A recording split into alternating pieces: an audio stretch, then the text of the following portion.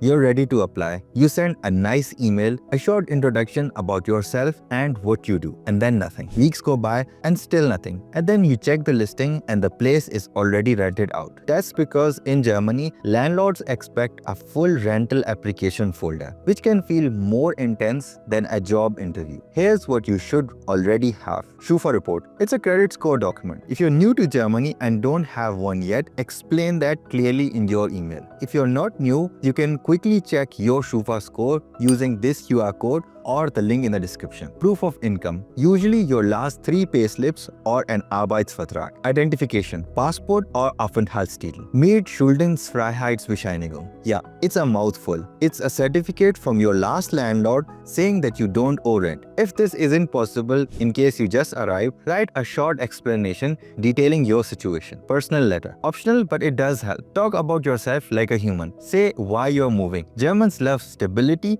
so mention if you plan to stay long term. This isn't about overkill, it's just how the system works. And yes, even Germans hate how competitive it's gotten. But if you're applying for an apartment with 500 other applicants, then you need to stand out. On the point of standing out, and this is essential, you need to be among the first applicants just to get an invite to see the apartment, let alone be considered to get it. So having these files ready is a must. Overpaying just to lock in something. When you're desperate, maybe you just arrived, or maybe your temporary lease is running out, it's easy to panic. That's when you end up paying 1300 euro for a 1-bedroom apartment in a neighborhood where it should cost 900 euros, just because you feel out of options. But overpaying is a trap. You lock yourself into a high rent, and rent increases do happen, especially if you're not protected under a Mietpreisbremse clause, which isn't enforced in all cities. Don't be afraid to walk away. If something feels wrong, too expensive, too fast, too vague, or even too cheap, it's probably a bad deal for you. Yes, it's tough out there, but being stuck with a rent that ruins your budget every month, that's worse. Ignoring the fine print of warm versus cold rent. German listings often show 2 rent prices: Kaltmiete or cold rent, which is just the base rent, and Warmmiete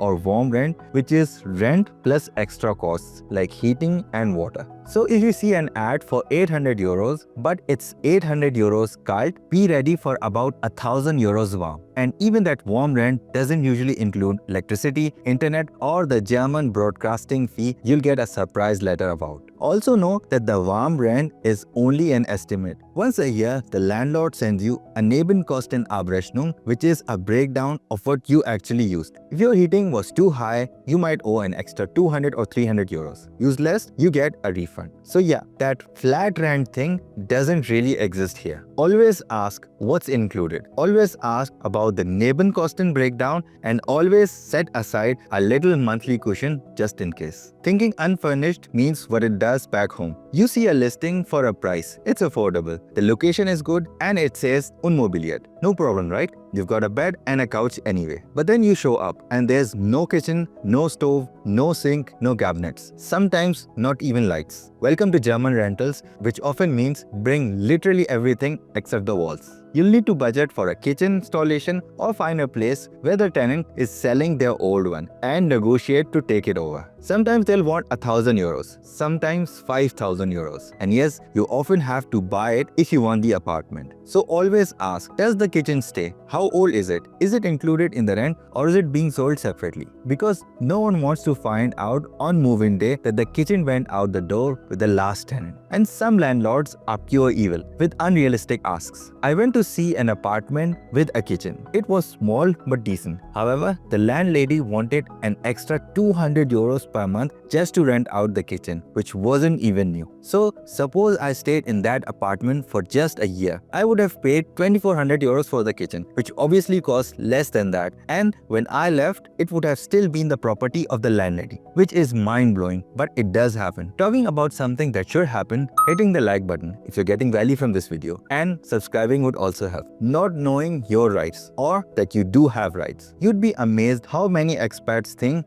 Landlords can kick them out on a whim or raise their rent just because they feel like it, which is not true. Germany is actually tenant-friendly. Here are some examples. Long notice periods. Landlords usually need a legal reason to end your lease, and notice is often 3 to 9 months depending on how long you've lived there. Rent increases are capped. They usually can't raise rent more than 20% over 3 years and even less in some regions. Deposit returns are regulated. You should get your caution back within 12 months max, barring any damage. If your landlord seems shady, call a Mieterverein or a tenants association. Many cities have them, and they can help you fight for your rights for a small yearly membership fee. So don't let language or fear of conflict keep you from standing up for yourself. That's how they count on you. Forgetting the Wohnungsbestätigung for Anmeldung. You finally moved in. You're exhausted. You sit down to open a bottle of sparkling Apfelschorle, and you realize you forgot to get the Wohnungsbestätigung. This is the document your landlord or property manager signs confirming that you actually live there. Without it, you cannot register your address or the Anmeldung. And without that,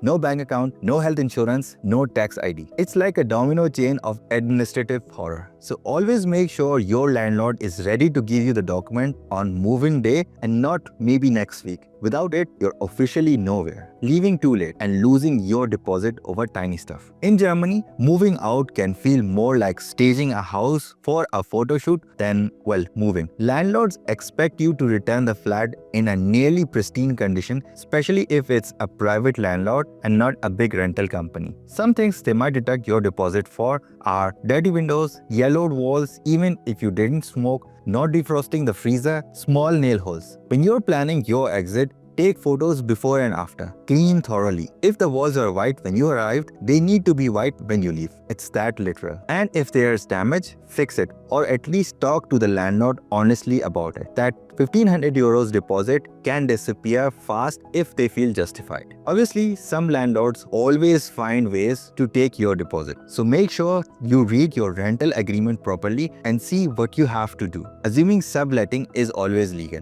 Let's say you're traveling for 2 months. Your rent is high and your friend needs a place. Subletting seems like a win-win. Hold on there for a moment. In Germany, you need your landlord's written permission to sublet even temporarily. Without that, you can be evicted fast. Some landlords will say yes, some won't, but never assume it's allowed just because it seems harmless. If you're in a WG, same thing. Check your lease. Subletting without permission can cause major headaches for everyone involved. So what should you do? Let's flip the script for a second. Because yes, there's a lot that can go wrong. But plenty of people find great apartments, fair landlords, and places they love. Here's how. Prepare early. Get your documents ready before you need them. Network. Facebook groups like expats in Hamburg, Germany, Munich, you name it, are full of leads, even things that haven't been posted elsewhere. Be honest and human. When you write to landlords, talk like a person, not a resume. Don't ghost viewings, even if you change your mind. Germany loves punctuality and respect, and it comes back around. Look outside the hotspots. A 20-minute commute